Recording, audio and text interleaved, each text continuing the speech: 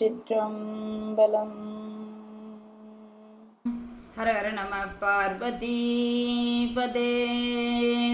ஹரஹர மகாதேவா. தென்னாடுடைய சிவனே போற்றி.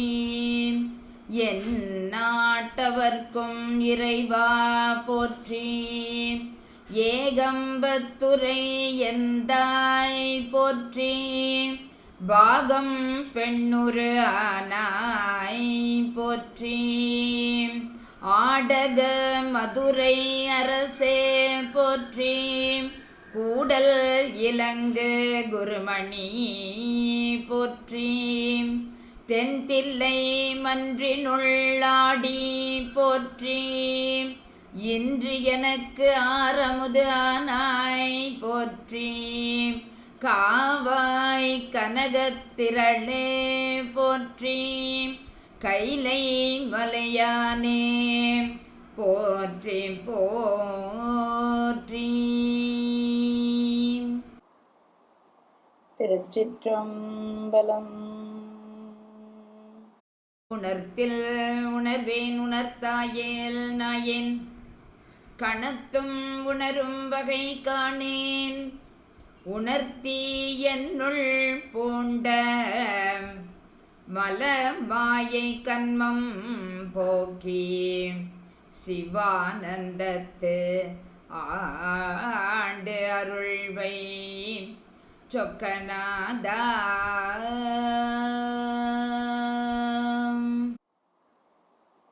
திருச்சிற்றம்பலம். எல்லாம் வல்ல எம்பெருமானுடைய திருவருளால் நம்முடைய அங்கேற்கனி சமேத ஆலவாய் ஜெகநாத பெருமானுடைய கோவிலின் வடக்காடி வீதியில் இருக்கிற சைவ சித்தாந்த சபையின் வழி திரு கைலாய ஞான உலா என்கின்ற நூலின் ஆழமான கருத்துக்களை எல்லாம் சிந்தித்துக் கொண்டிருக்கின்றோம். சேரமான் பெருமாள் அருளி செய்த இந்த கைலாய ஞான உலா கைலாயத்திலே அரங்கேற்றப்பட்டு இங்கு நமக்கு கிடைத்த ஒரு அருமையான நூல். அந்த நூலினுடைய நிறைவு பகுதிக்கு இன்று நாம் வந்துவிட்டோம். சென்ற வாரத்திலே நாம் தெரிவை என்ற பருவத்திலே இருக்கின்ற அந்த பெண்ணினுடைய இயல்பின் வழி ஆண்மக்களினுடைய இயல்பு என்ன,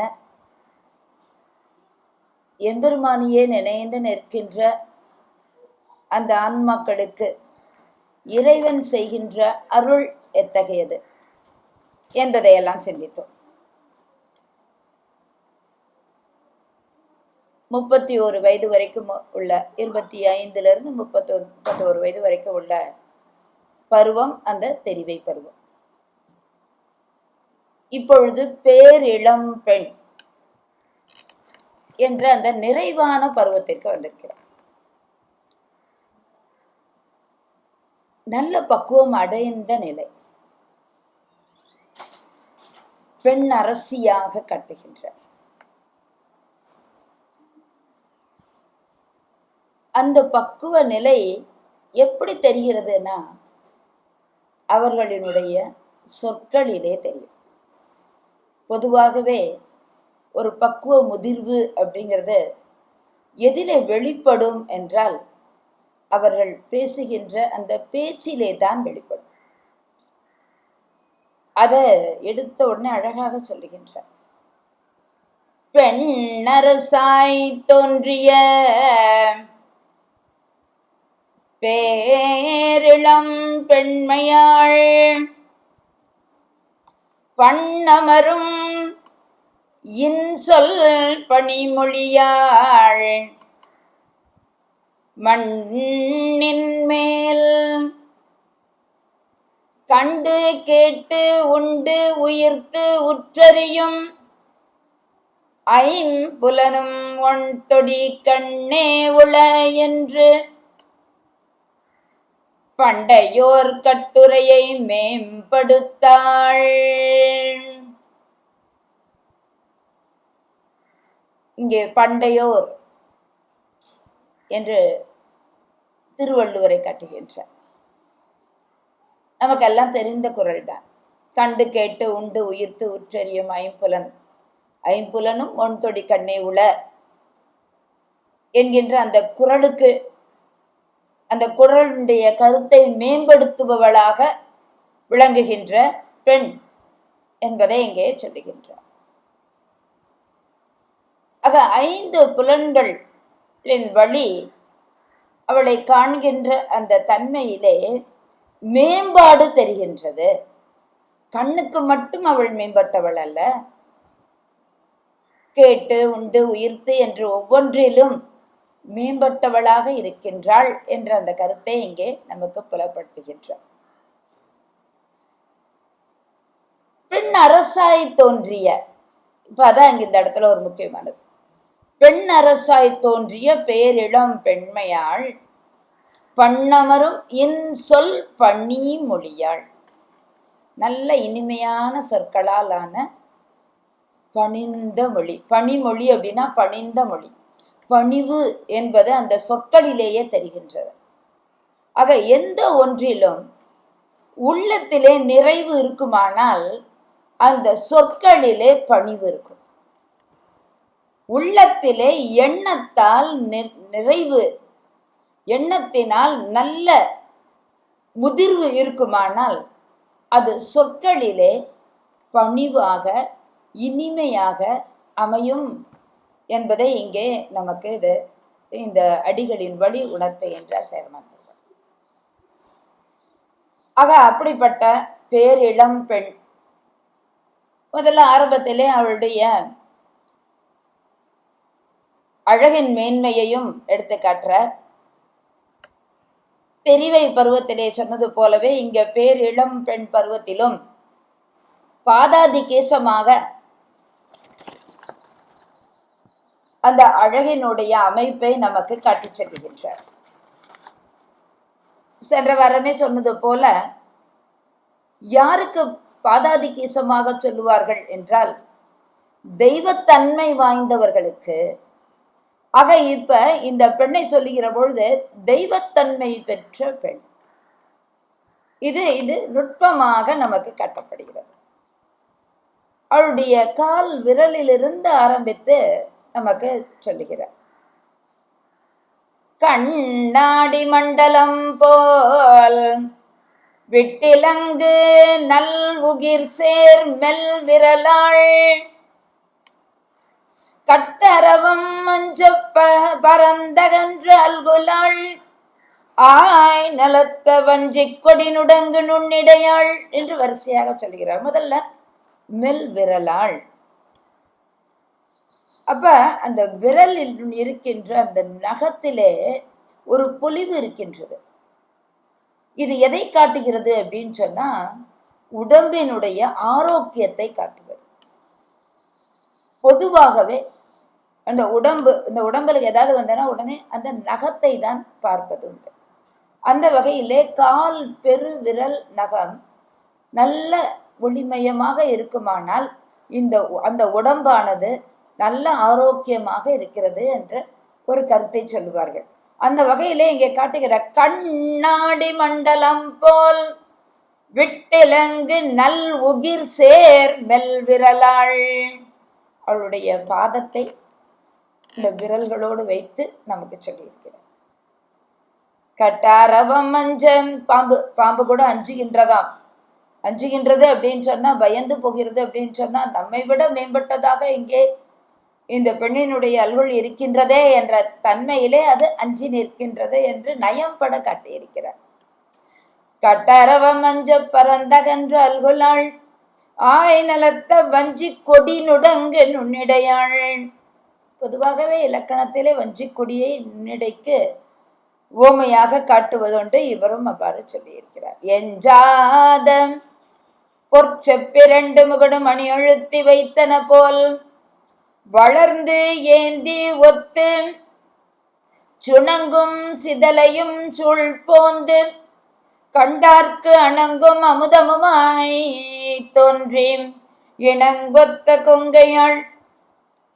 ஒரு நீண்ட நெடும் வர்ணனையாக அவளுடைய கொங்கைகளுக்கு சொல்லுகிறார் என்றாலும் சுணங்கும் சிதலையுமாக அவர் காட்டியிருப்பது அது ஒரு வகை தேமலினுடைய வகை. அந்த வகையிலே இருக்கின்ற அவருடைய கொங்கை அழகை சொல்லிவிட்டார். கோலங்கட்கு எல்லாம் ஓர் கோலமாம், ஆக அழகுக்கெல்லாம் அழகு என்கின்ற வகையிலே இந்த தன்மையை இங்கே அவளுடைய தன்மையை சொல்றார். கோலங்கட்கு எல்லாம் ஓர் கோலமாம் நங்கையாள் நாகு இளவே தோழினாள். இளவே தோள், அது இந்த தோளினுடைய தன்மையானது நல்ல இரும்பனை தோழி அப்படின்னு சொல்லியிருக்கிறார்.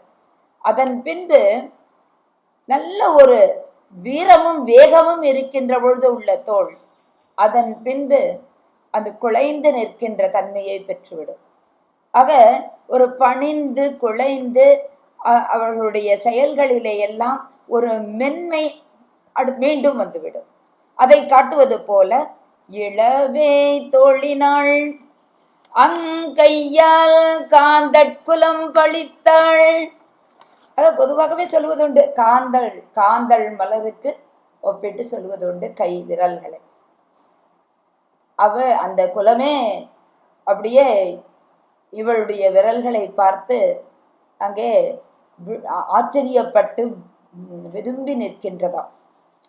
காமவேள் காதலாள் சாந்தமிலங்கும் அகலத்தாள், நல்ல சந்தனம் பூசியிருக்கின்ற தன்மையில் இருப்பவள்.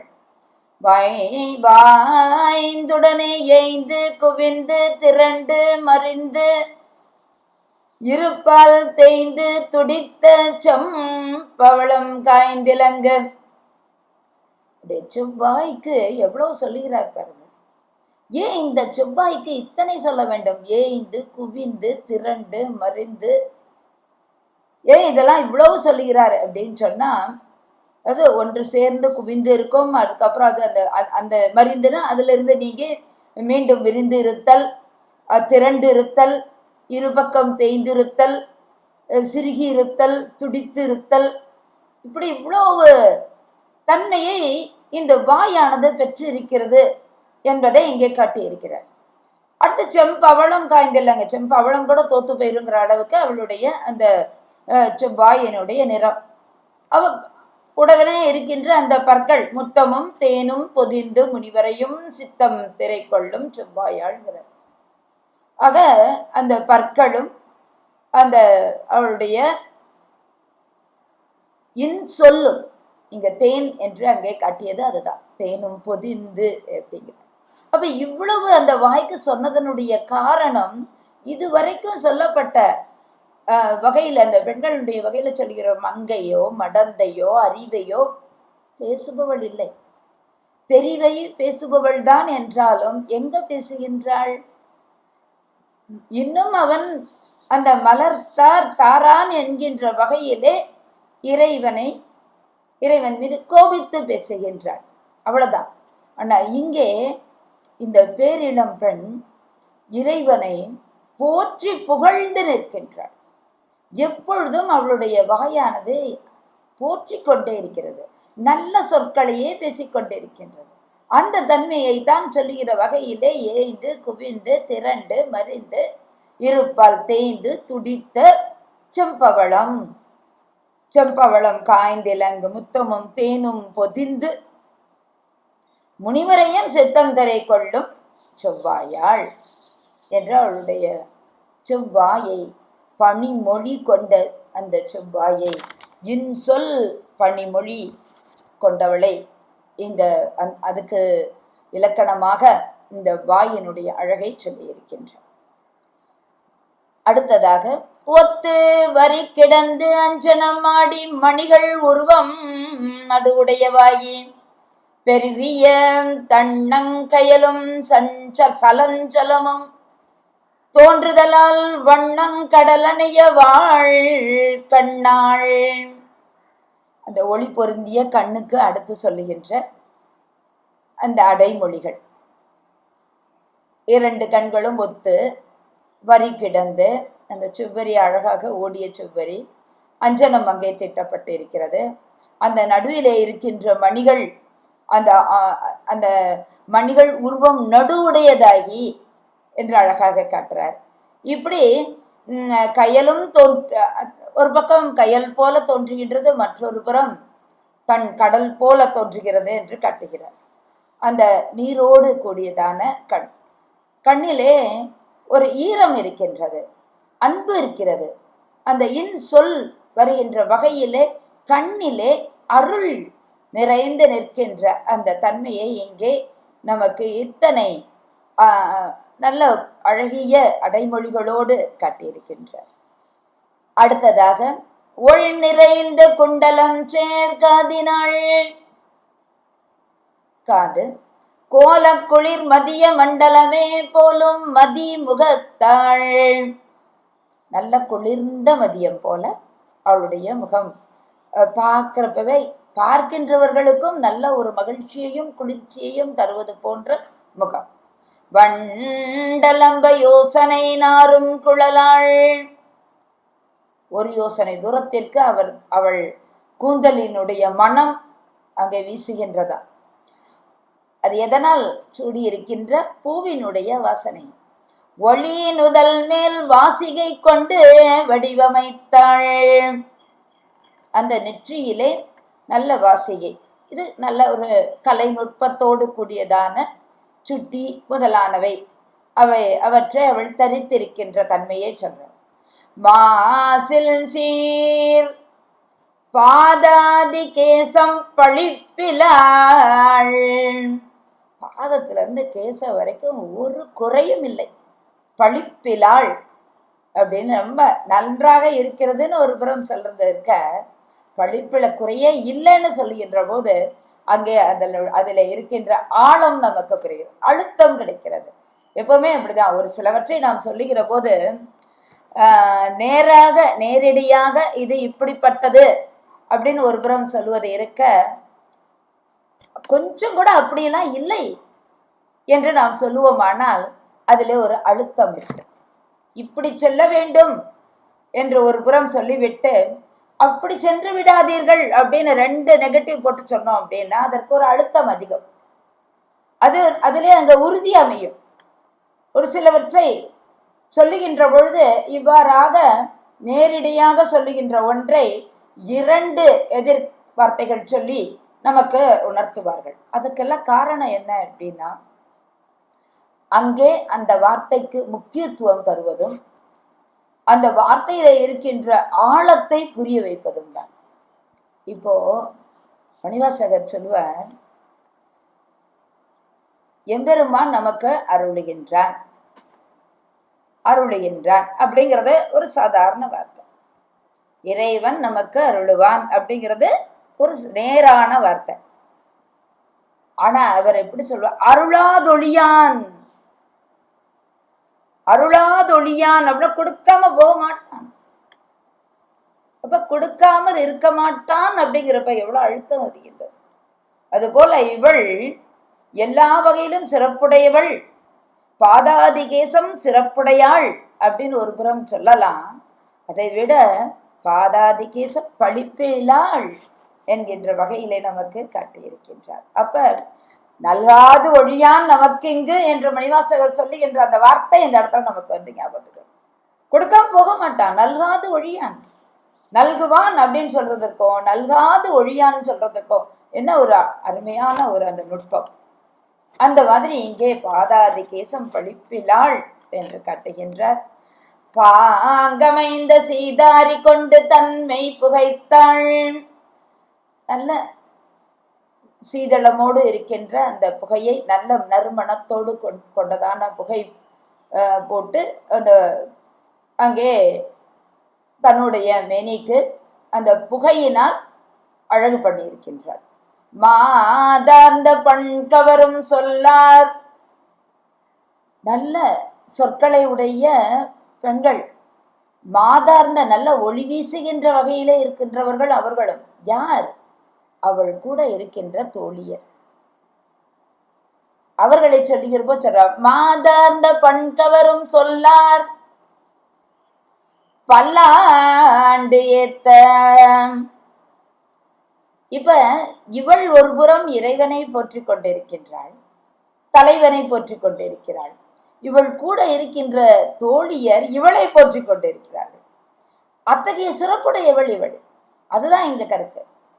ஆக மாதார்ந்த பண்கவரும் சொல்லார் பல்லாண்டு ஏத்த அப்படின்னா இவள் பக்கத்துல இருந்து இவளுக்கு பல வகையிலும் இவளுடைய சிறப்புகளை எடுத்து சொல்லிக் கொண்டிருக்கிறார்கள்.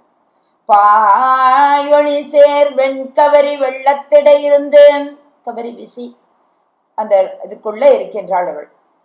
ஒன் கேள் இப்படி அவர்கள் இவளை பல்லாண்டு சொல்லி இவ்வளவு வாழ்த்தி இருக்கின்ற போது இவ என்ன பண்றா தெரியுமா? அந்த எம்பெருமானையே நினைந்து எம்பெருமானை போற்றுகின்றாள். எம்பெருமான் மீது ஒரு வெண்பா பாடுறான். எப்படி ஒரு வெண்பா பாடுகிறார் பாடு.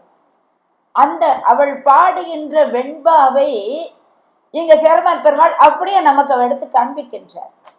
எப்படிப்பட்ட வெண்பா? கண் அவனை அல்லாது காணா, செவி அவனது எண்ணரும் சீரல்லாது இசை கேளா, அண்ணல் களல் அடி அல்லது கை தொழா, அக்தால் அழல் அங்கை கொண்டான் மாட்டு அன்பு. இதுதான் அந்த வெண்பா. கண் அவனை அல்லாது காணா, செவி அவனது எண்ணரும் சீர் அல்லாது இசை கேளா, அண்ணல் களலடி அல்லது கைத்தொழா, அக்தால் அழல் அங்கை கொண்டான் மாட்டு அன்பு என்கின்ற வெண்பாவை இப்ப அவள் இயற்றி இருக்கின்றாள். அப்ப அவள் இன்மொழியாள், இன்சொல் பணிமொழியாள் அப்படிங்கிறதோட நல்ல புலமை உடையவள். இங்க எம்பெருமான் மீது வெண்பா ஏற்றுகின்ற அளவிற்கு அவள் நல்ல புலமையும் உடையவளாக இருக்கின்றாள் என்பதை இந்த இடத்துல நல்ல நுட்பமாக சேரமான் பெருமாள் காட்டுகின்றார். இப்படி ஒரு வெண்பாவை அவள் இயற்றியதை இங்க எடுத்து சொல்லுகிற போது அழல் அங்கை கொண்டான் மாட்டு அன்பு என்று எழிலுடைய வெண்பா விரித்துரைக்கும் பொழுதில், இப்படி ஒரு வெண்பாவை அவள் இந்த இடத்துல பாடிட்டு இருக்கிற அந்த நேரத்துல விரித்துரைக்கும் பொழுதில், அப்ப இந்த வெண்பாவை விஸ்தாரமா வேறு வேறு வகையிலே மாற்றி மாற்றி பாடிக்கொண்டிருக்கிறாள். அப்படி விரித்து பாடிக்கொண்டிருக்கின்ற பொழுது என்று எழிலுடைய வெண்பா விரித்துரைக்கும் பொழுதில், அந்த நேரத்துல விளங்கொளி சேர் கண்பாவு நெற்றிக்கரை கண்டன், கண்டத்திலே கரை உடைய நம்முடைய சிவபெருமான் நெற்றிக்கண்ணையும் உடையவனாய் இங்கே தோன்றுகின்றான். அதை காட்டுகின்றார். இன்னும் அவனுக்கு எப்படி எல்லாம் சொல்றாரு பாருங்க. விண்பால் அரி அரணம் செற்றாங்கு, ஒரு வீரனாக இப்ப வந்துட்டான். திரிபுரம் அங்க செற்று செரு செய்து வந்து நிற்கின்ற தன்மை காட்டுகின்றார். விண்பால் அரி அரண, அரின காற்று, காற்று போல மிதக்கின்ற தன்மை உடையது இந்த 3 திரிபுரமும். அதை சொல்றார். விண்ணிலே அலைந்து கொண்டிருக்கின்ற அந்த 3 கோட்டைகள். விண்பால் அரி அரணம் செற்று ஆங்கு, அலை புனலும் பாம்பும் புரி சடை மேல் வைத்த புராணன். ஆக நெற்றிக்கண்ணை உடையவன் கரை கண்டனாய் இங்கே புனலும் பாம்பும் புரி சடை மேல் திகழ அந்த புராணன். இன்னும் சொல்லுகிறார், எரி இரவில் ஆடும் இறைவன். அந்த இரவு நேரத்திலே எரி ஆடுகின்றான் எம்பெருமான், எரி ஏந்தி ஆடுகின்றான். அமரர் குழாம் தற்சூழ, தான் மட்டும் வரல, அமரர் குழாம் தற்சூழ மாடம் அருகில் வர கண்டு பார்க்கின்றாள். மாடத்துக்கு பக்கத்துல வந்து விட்டான். அவ்வாறு அருகிலே வருகின்ற அந்த காட்சியை இப்பொழுது இந்த பெண், பேரிளம் பெண் பார்க்கின்றாள். கேடில் சீர் வண்ண சிலம்படி மாதரார், நல்ல வண்ண சிலம்படி கொண்ட இந்த பெண்ணானவள் தாம் உண்ட கண் எச்சில் எம்மையே ஊட்டுவான். நான் பார்த்த அந்த பார்வையை திருப்பி எனக்கு கொடுப்பது போல இவள் அந்த இறைவனை அப்படியே கண்ணார பார்க்கின்றாள்.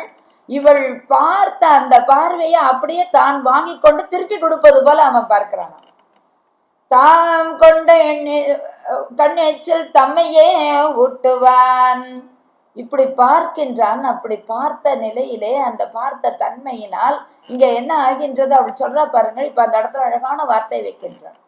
அண்ணலே வந்தாய், வளை கவர்ந்தாய், மாலும் அருந்துயரும் தந்தாய், இதுவோ தகவு என்று நொந்தாள் போல்.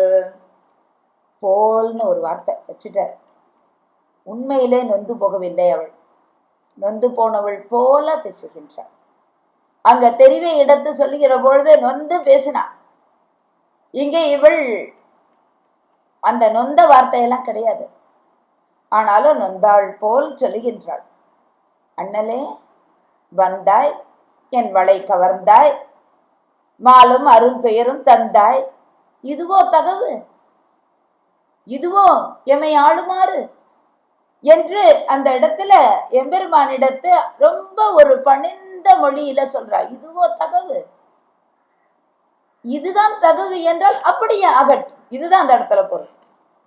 இதுதான் தகவு எனில் அதையும் நான் ரொம்ப மகிழ்ச்சியோடு ஏற்றுக்கொள்கின்றேன் என்ற வகையிலே அங்கே சொல்லுகின்றார். அதனால்தான் நொந்தாள் போல் அப்படின்னு ஒரு வார்த்தை. நொந்தாள் போல் கட்டுரைத்து கை சோர்ந்து அகம் உருகி மெய் வெளுத்து, இதெல்லாம் சரணடைகின்ற தன்மை. முழுவதும் தம்மை எம்பெருமானிடத்து ஒப்படைக்கின்ற நிலை. மட்டி வரும் பூங்கோதை மால் கொண்டாள். ஆக எம்பெருமானிடத்து முழு விருப்பத்தையும் வைத்து அங்கே நிற்கின்றாள் இவள். இவளுடைய அந்த தன்மை எப்படிப்பட்டதாக இருக்கிறது என்றால், இறைவன் மாலையை தந்தானா தரலையாங்கிறதெல்லாம் இங்க சொல்லல.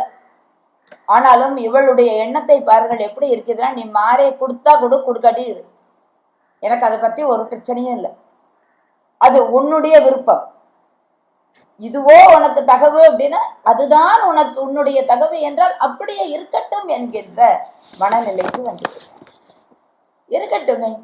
வேண்டத்தக்கது அறிவோய் நீ, வேண்ட முழுதும் தருவோய் நீ, வேண்டி என்னை பணி கொண்டாய், வேண்டி நீ யாது அருள் செய்தாய், அதுவே யானும் வேண்டினல்லான், வேண்டும் பரிசு ஒன்று உண்டு என், அதுவும் உந்தன் விருப்பன்றேதான், உனக்கு என்ன விருப்பமோ அப்படி ஆகட்டும். நீ எவ்வளவு அரியவன், எளியான என்னை ஆண்டு கொண்டாய்.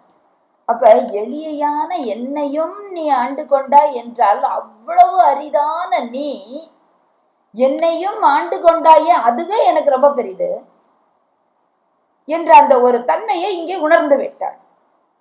நான் யார் அப்படிங்கிறது இப்ப அவளுக்கு மிக சரியாக புரிந்த நிலை, தன்னுடைய அடிமை திறம் முழுமையும் புரிந்த நிலை, தன்னை எம்பெருமானுடைய அடியான் என்று அறிந்துவிட்ட நிலையிலே எம்பெருமானையும் பிரான் என்று அறிந்து நிற்கின்றாள்.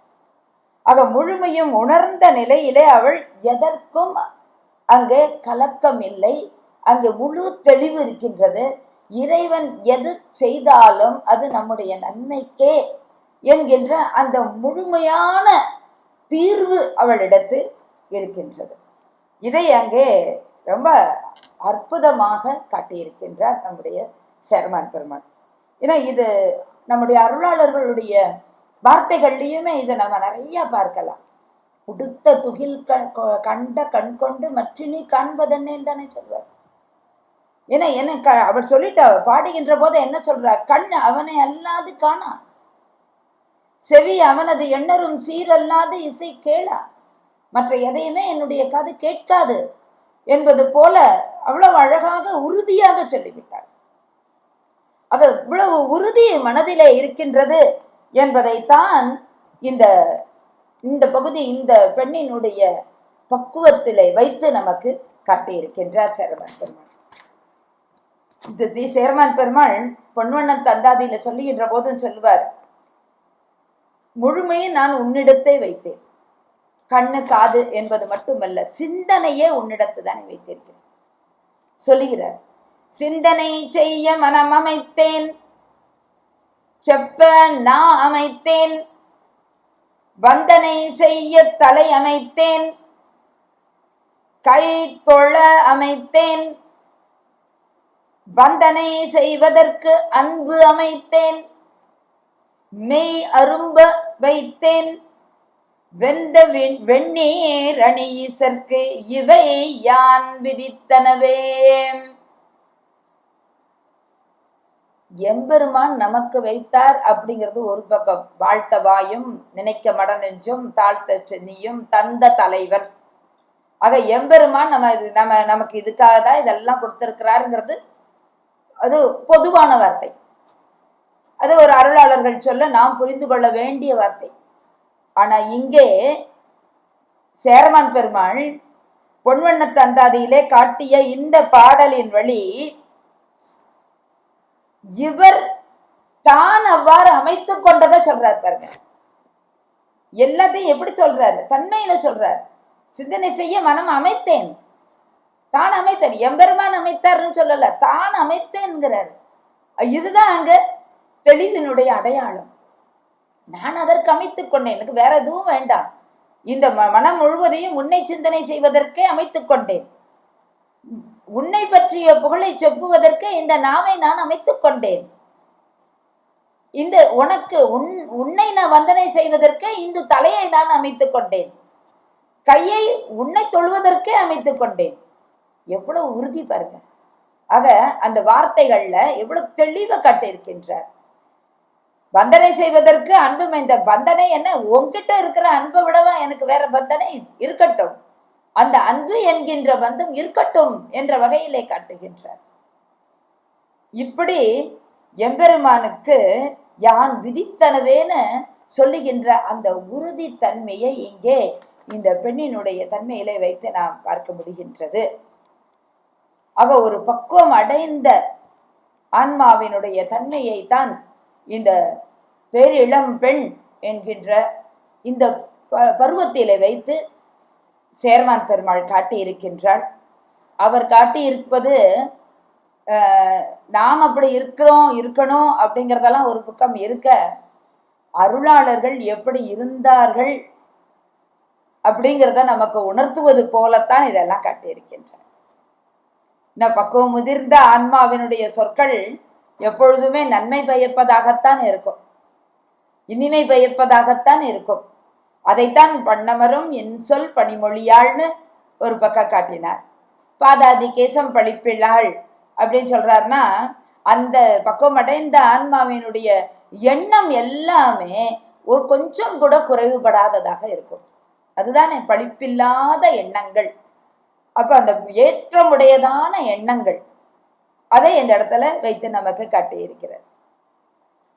அப்ப என்னாலும் இறைவனையே நினைந்து போற்றுகின்ற இந்த தன்மை, அது இன்சொல் பணிமொழி என்பது ஒரு புறம் இருக்க, அந்த வெண்பாவை அவள் பாடி நிற்கின்ற தன்மையிலே காட்டுகின்றார். கண் அவனை அல்லாது காணா, செவி அவனை அவனது எண்ணரும் சீர் அல்லாது இசை கேளா என்பது வகையிலே அந்த வெண்பாவை அமைத்து அவள் பாடியிருக்கிறாள். அந்த வகையிலே இறைவனை போற்றி போற்றி பாடிய அருளாளர்களினுடைய தன்மையை இங்கே சொல்ற. நொந்த ஒன் சுடரே நுனையே நினைந்திருந்தேன், வந்தாய் போயறியாய் மனமே புகுந்த நின்ற சிந்தாய் எந்தை பேரான் திருமேற்றள்ளி உரையோன் எந்த உன்னையல்ல எந்த உன்னையல்ல இனி ஏத்த மாட்டேனே. உன்னையல்லால் வேறு யாரையும் ஏத்த மாட்டேன். துதிப்பனோ பிறரை துணையென நினைவனோ. மணிவாசகர் சொல்வாரே, இனி வேறு யாரையாவது நான் துதிப்பேனா, துணை என்று வேறு யாரையாவது நினைப்பேனா? சுந்தரரும் சொல்ற, மற்றொரு துணை இனி மறுமைக்கும் காணேன் சொல்றாரு. இப்படி அவர்கள் முழுமையுமாக இறைவனே என்று அவனை தவிர வேற எதையுமே பேசாதவர்கள், வேறு எதையுமே காணாதவர்கள். இந்த தன்மையை இந்த வெண்பாவின் வழி நமக்கு சேரமான் பெருமாள் காட்டி நிற்கின்றார். இறைவனுடைய வீர செயல்கள், அவனுடைய கோலம் ஒவ்வொன்றும் அவனுடைய கருணையையும் மரக்கருணையையும் அறக்கருணையையும் நமக்கு உணர்த்தி நிற்பவை. அதை அப்படியே அங்க காட்சியாக சொல்லுகின்றார். அரியரணம் செற்று ஆங்கு அலை புனலும் பாம்பும் அந்த நெற்றிக்கண்ணும் கரை கண்டமும் எரியிரவில் ஆடுகின்ற தன்மையோடு அமரர்கள் தற்சூழ இங்கே மாடம் அருகில் அவன் வருகின்ற இந்த தன்மையை சொல்ல. அப்ப இறைவன் அறக்கருணையும் மரக்கருணையும் கொண்டு வருகின்ற அந்த காட்சி, இதை அருளாளர்கள் பல பாடல்கள்ல நமக்கு காட்டியிருக்கின்ற தன்மை இருக்குது. தோழியர் புடைச்சூழ இவள் அங்கே அந்த வெண்பா பாடுகின்ற போது இருக்கிற தோழியர் புடைச்சூழ இப்ப அடியார் கூட்டத்தோடு இருக்கின்றவர்கள். இவர்கள் அத்தனை பேரும் இந்த அருளாளர்கள், நமக்கு பாடல்கள் தந்த அருளாளர்கள் எல்லாம் எப்போதுமே கூட்டத்தோடு இருப்பவர்கள் தான். அந்த கூட்டம் அத்தனையும் இவர்களை ஞானசம்பந்தரையோ அல்லது அப்புறையோ நீங்க சுந்தரரையோ நினைத்து பார்த்தால் பக்கத்துல இருக்கின்றவர்கள் எனக்கு வேற யாரும் வேண்டாம், எம்பெருமான் கூட வேண்டாம், சுந்தரரே போதும் என்பது போல இவரை போற்றி இவரை பணிந்து இவரையே சிவனாக நினைந்து போற்றி கொண்டு இருப்பார்கள். ஆக அந்த வகையிலே இந்த தோழியர் மாதார்ந்த பண்கவரும் சொல்லார் பல்லாண்டு ஏத்த பாயொளி சேர் வெண்கவரி வீச. அவர் இந்த மாதிரி தோழியர் புடைச்சூழ இருக்கின்ற இவருடைய இந்த தன்மை இங்கே காட்டியிருக்கிறார். இந்த அருளாளர்கள் அத்தனை பேரும் அந்த அடியார்கள் புடைசூழ இருக்கின்ற அந்த தன்மையை இங்கே நமக்கு சேர்மான் பெருமாள் கோடிட்டு காட்டியிருக்கின்றார். அடுத்து சொல்றார் பாருங்க கடைசியா, அண்ணலே வந்தாய் வளை கவர்ந்தாய் மாலும் அருந்துயரும் தந்தாய், இதுவோ தகவு என்று காட்டுகிறார்னா இங்க இந்த அருளாளர்களுடைய தன்மையும் இப்படிதான். எப்படி வேணா இருக்கட்டும், குற்றம் நீ குணங்கள் நீ கூடலால வாயினாய் சுற்றம் நீ பிரானும் எல்லாம் நீ, இங்க எனக்கு வேற என்ன, எல்லாம் உன்னுடையது, எல்லாம் முற்றும் நீ புகழ்ந்து முன் உரைப்பது என் முகம்மனே அப்படின்ட்டு மணிவாசகர் சொல்லுகின்ற பொழுது, என்னதோ இங்கு அதிகாரம், எனக்கு இங்க என்ன அதிகாரம், எல்லாம் உன்னுடையதல்லவா, நீ அல்லவா செய்கிறாய், நீ எது செஞ்சாலும் சரிதான் என்று முழுமையும் எம்பெருமானிடத்தை விட்டு புரிந்த நிலை, எல்லாம் அனைத்தும் அவன் செயல் என்பது உள்ளார்ந்து புரிந்த நிலை. அதை இங்கே எப்படி சொல்றார் பாருங்க, இதுவோ தகவு என்று நொந்தாள் போல் கட்டுரைத்து, இதுதான் உன்னுடைய தகவு என்றால் இருக்கட்டும் என்பது போல. ஏன்னா வளை கவர்ந்தான் தான், ஆனா நிச்சயமா எனக்கு கொடுக்காமல் போய்விட மாட்டானே என்கின்ற அந்த உறுதியும் அங்கே இருக்கின்றது. வளை கவர்ந்தாயா வைத்துக்கொள், ஆனாலும் நீ என்னை நிச்சயமாக கைவிட மாட்டா என்கின்ற அந்த உறுதி அங்கே அவளிடத்தில் இருக்கின்றது. அங்கோல வளை கவர்ந்தான் அணி பொழில் சூழ் பழனத்தான் தங்கோல நறுங்கொன்றைத்தான்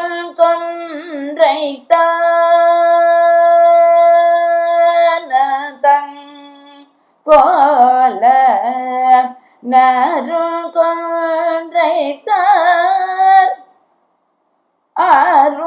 அருளாதே ஒழிவானோ.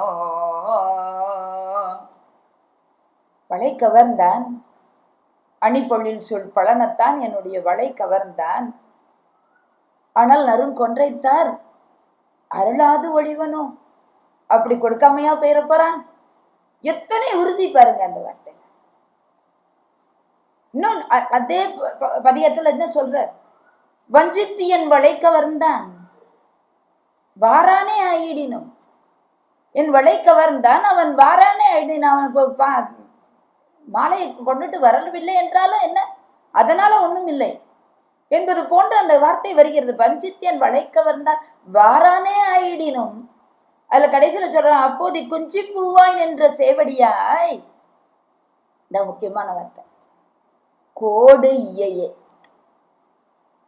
கோடியையே கோடியையே நம்ம மட்டும் பாடிட்டு போயிடறோம். கோடியையே அல்ல, கோடு இயையே. கோடு இயைதல் அப்படிங்கிறதா என்னன்னா, சங்க இலக்கியத்துல வரும். கூடல் இழைத்தல் அப்படின்னு பேர் அதுக்கு. இந்த ஒரு கோடு போடுவார்கள், மண்ணிலே வெண்மணலிலே கோடு.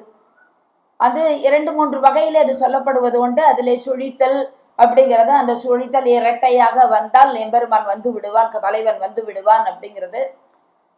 அது ஒற்றையாக வந்தால் இப்பொழுது வரமாட்டான் அப்படிங்கிறது. இது மாதிரி அவர்கள் அது விளையாட்டிலே வைத்து சொல்லுவது.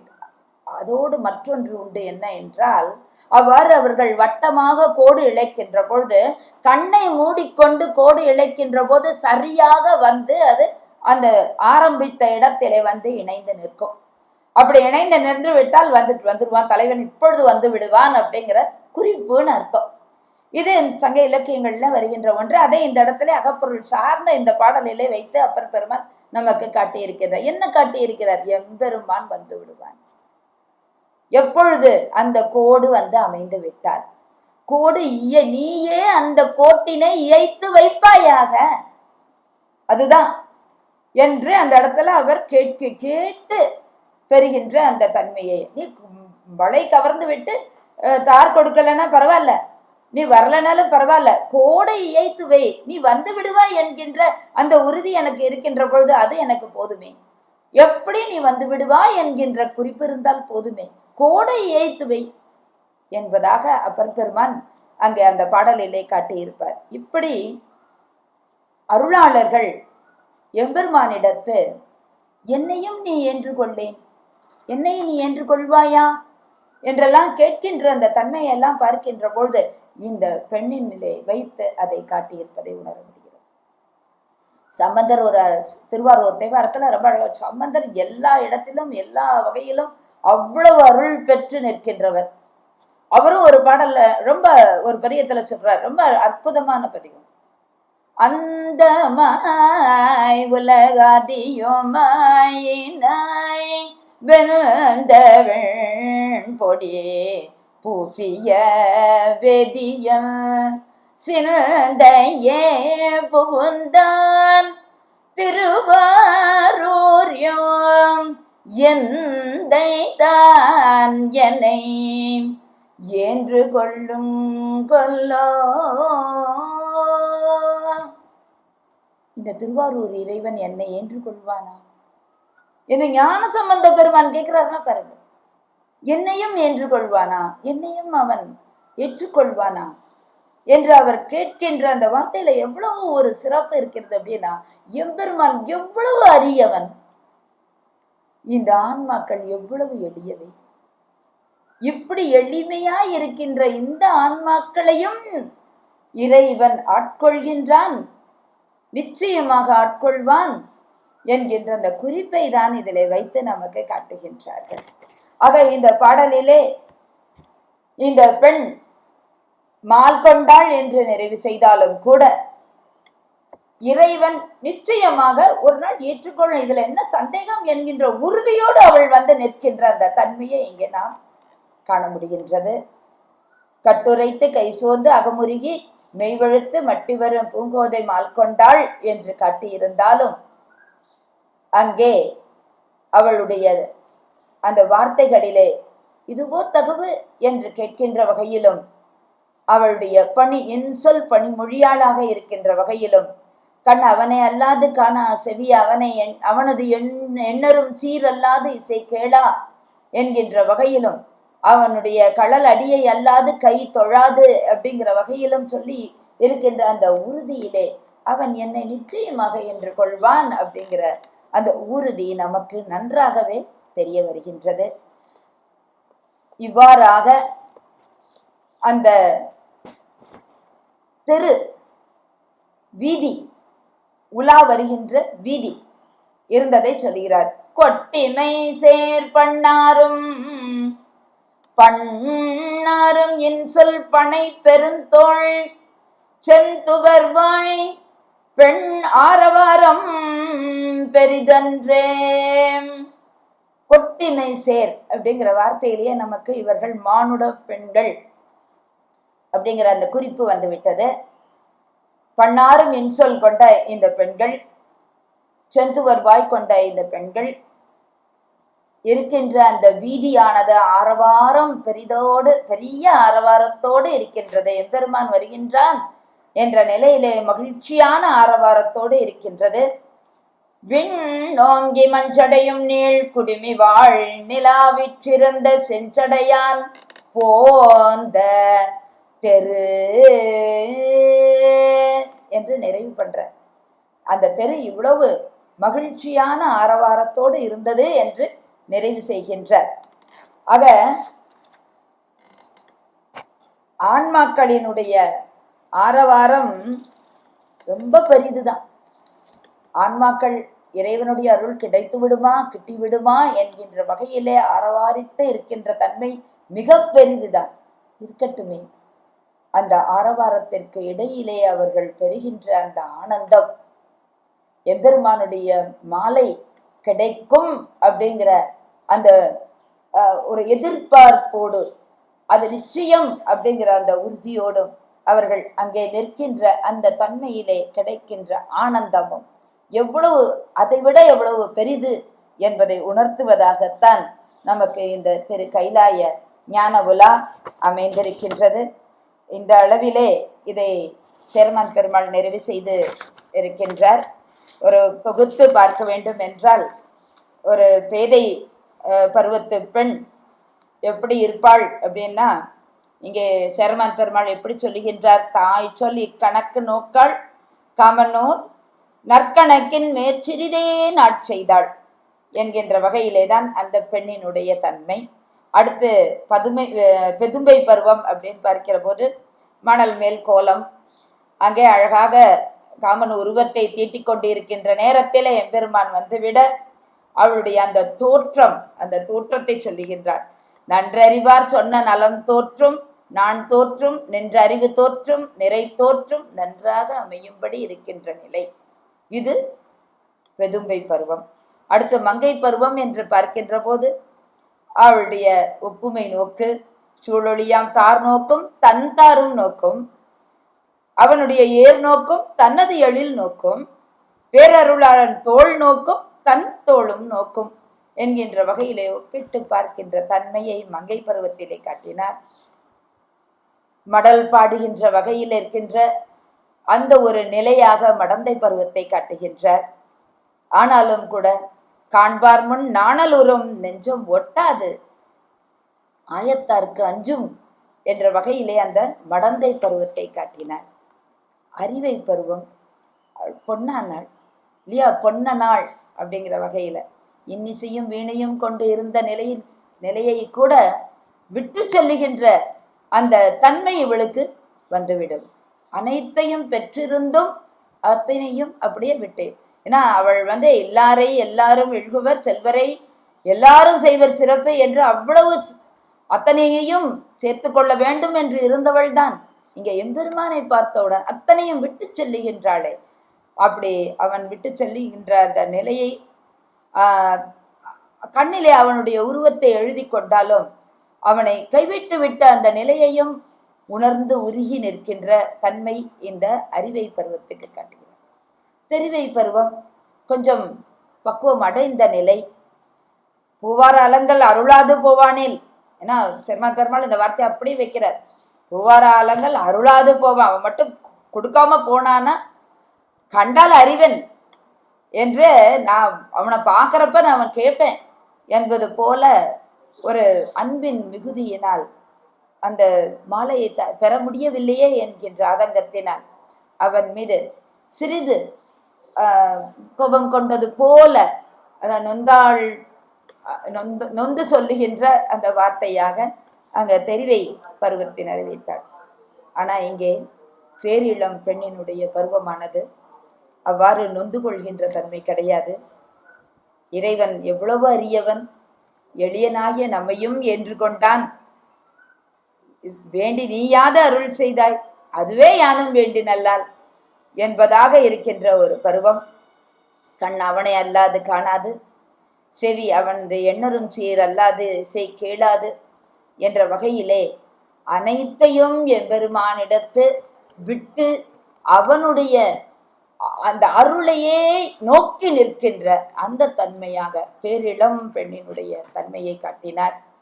இப்படி 7 பருவத்தையும் நமக்கு காட்டி அந்த 7 பருவத்தையும் 7 படிநிலையாக ஆன்மா எப்படி கொஞ்சம் கொஞ்சமாக பக்குவம் அடைந்து வருகின்றது என்ற வகையில முதல்ல ஒரு அறியாத படிநிலை தான், தவத்தினுடைய உண்மையெல்லாம் புரியாத நிலைதான்.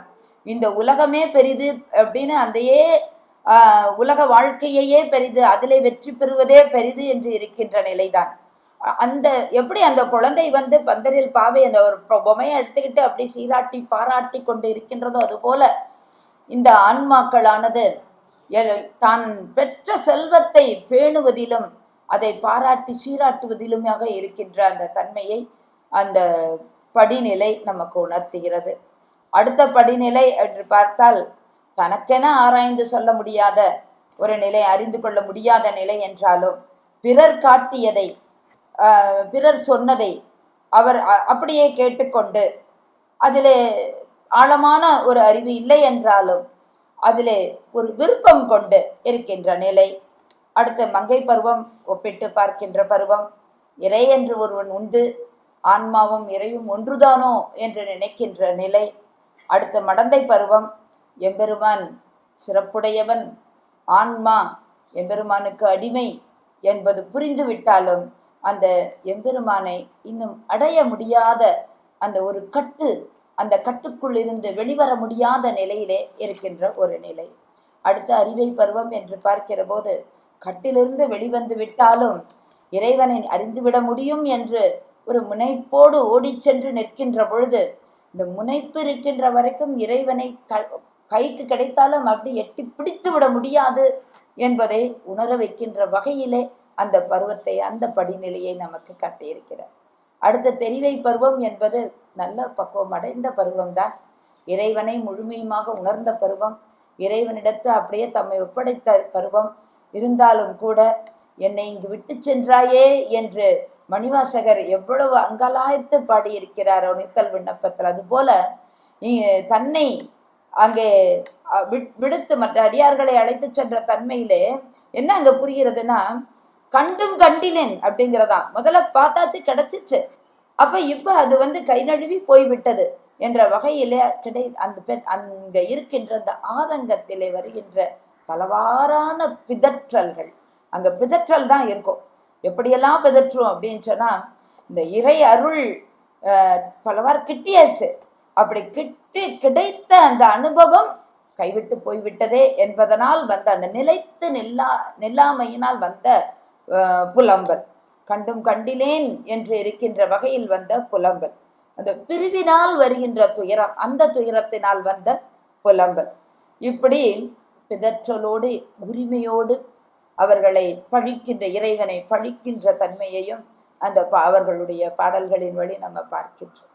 அடுத்து முழுமையுமாக இறையை உணர்ந்து இறைவனுக்கு அடிமையாக இறைவனோடு ஒன்றி இருந்து இறையாம் தன்மை பெற்று இறைவனுடைய செயல் எதுவாயினும் அது ஆன்மாக்களினுடைய நன்மைக்கே என்பதை உணர்ந்து நிற்கின்ற முழுமையான நிறைவான அந்த இறைவனுடைய ஆனந்தத்தை பெற முடியுங்கிற உறுதியை கொண்ட மிக அற்புதமான பருவம் இந்த பேரிளம் பெண் பருவம். அந்த படிநிலையை வைத்து நமக்கு சேர்மான் பெருமாள் காட்டியிருக்கின்றார். இந்த வகையிலே இந்த திரு கைலாய ஞான உலா எம்பெருமான் விண்ணிலிருந்து இங்கு வந்து ஒவ்வொரு ஆன்மாவுக்கும் அருளுகின்ற அந்த தன்மையை நமக்கு உணர்த்துவதாக அமைந்திருக்கின்றது. மொத்தத்திலே நாம் பார்க்கின்ற பொழுது பக்குவ வேறுபாடு எப்படி இருந்தாலும் சரி, எந்தெந்த வகையில பக்குவமுடைய ஆன்மாவாக இருந்தாலும் சரி, அத்தனை உயிர்களுக்கும் இறைவனுடைய அருள் உண்டு அத்தனை உயிர்களுக்கும் இறைவன் காட்சி கொடுப்பான். யாருமே அதற்கு விதிவிலக்கல்ல என்கின்ற அந்த கருத்தினை இங்கே மையமாக வைத்து நமக்கு காட்டியிருக்கின்றார். இதில் ஒன்று புரிகின்றது, யாவரே ஆயினும் அந்த இறைவனை கண்டு நின்றால் தம் வசம் இழந்து அவர்கள் நிற்கின்ற அந்த தன்மையை ஒவ்வொரு பருவத்திலும் நமக்கு காட்டி வைக்கின்றார். பேதை பருவத்திலே சொல்லுகின்ற பொழுது காய்ச்சின மால் விடைமேல் கண்ணுற்று, மால் விடைமேல் அந்த இறைவன் வருகின்ற அந்த காட்சியை கண்ணுற்று அப்படியே திகைத்து நின்ற தன்மை. பெதும்பை பருவத்துல வான மால் ஏற்றின் மேல் வந்தானையா, அங்கேயே மால் ஏறுதான். மங்கை பருவத்திலே கொஞ்சம் ஜடாமகுடமும் சேர்த்து காட்டுகின்றார். ஒள்ளிய மால் விடையை மேற்கொண்டு ஜடாமகுடம் தோன்றுதலும். மடந்தை பருவத்திலேயும் மால் விடையான் தான். ஊர்கின்ற மால் விடையின் கோல மணி ஏறு கேட்டாங்க, அந்த மணி ஓசை கேட்கின்றது. அடுத்து அறிவை பருவத்திலும் கேடிலா மால் விடை மேல் தோன்றுதலும் என்று அந்த இறைவன் விடை மேல் வந்து அருளுகின்ற அந்த தன்மையை இங்கே நமக்கு உணர்த்தி இருக்கின்ற அன்பு. அந்த மால் விடை அப்படிங்கிறது அங்கே இறைவன் உயிர்கள் மாட்டு கொண்ட அன்பின் வேகத்தை உணர்த்துவதாக இருப்பது. அடுத்து கடைசி தெரிவை பேரிளம் பெண். இந்த இரண்டு பருவத்திலும் மால்விடையை சொல்வதில்லை எம்பெருமான். எம்பெருமான் எப்படி வருகிறார்னா, எம்பெருமானுடைய காட்சி எப்படி இருக்கிறதுனா, தெரிவை பருவத்தை சொல்லுகின்ற பொழுது அங்க ஜடாமகுடம் தோன்றுதலும். அங்க மால் விடையில வந்துதான் அங்க முழுமை அங்க கிடைச்சாச்சு, மகுடமே அங்கே காட்சி தருகின்றது, ஜடாமகுடம் அங்கே தெரிகின்றது. அப்படி ஒரு காட்சியாக தெரிவை பருவத்திலே அமைவது.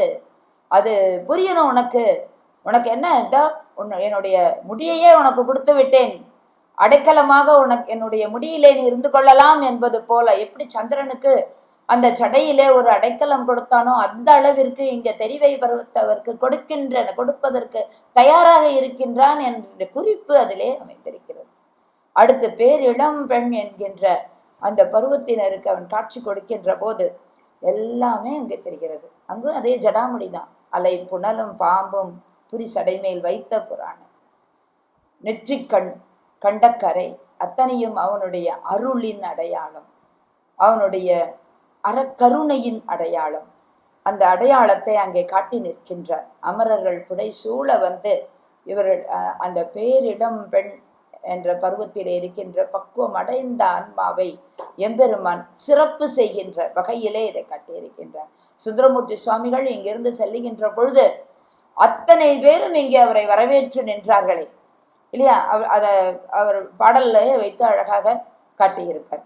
அப்ப அதுபோல இங்கே எம்பெருமான் இந்த பக்குவம் அடைந்த ஆன்மாக்களுக்கு அருள் புரிவதற்கு அமரர்கள் புடை சூழ வந்து இருந்து அருளிய தன்மையை இந்த பேரிளம் பெண் பருவத்தை பெண்ணுக்கு காட்டிய வகையில் குறிப்பாக நமக்கு உணர்த்துவது என்ன என்றால், பக்குவம் அடைந்த ஆன்மாவிற்கு இறைவன் நிச்சயமாக வந்து அருளுவான். அவர்களுக்கு கொன்றை மாலையை சூடுவான், கட்டாயமாக சூடுவான் என்கின்ற அந்த குறிப்பினை அருளாது ஒழிவானோ என்று அப்பர் பெருமான் சொன்னது போல, தங்கோல நறுங்கொன்றைத்தார அருளாது ஒழிவானோ என்று அந்த திருப்பழன பாடலிலே சொன்னது போல நிச்சயமாக கொடுக்காமல் போவானா, அருளாது ஒழிவானோ, நல்காது ஒழிவானோ இறைவன் என்கின்ற வகையில் இந்த கைலாய ஞான உலாவை கேட்டு நிற்கின்ற நம் ஒவ்வொருவருக்குமே எம்பெருமான் அருளை பொழிவான், நிச்சயமாக கொன்றை நரும்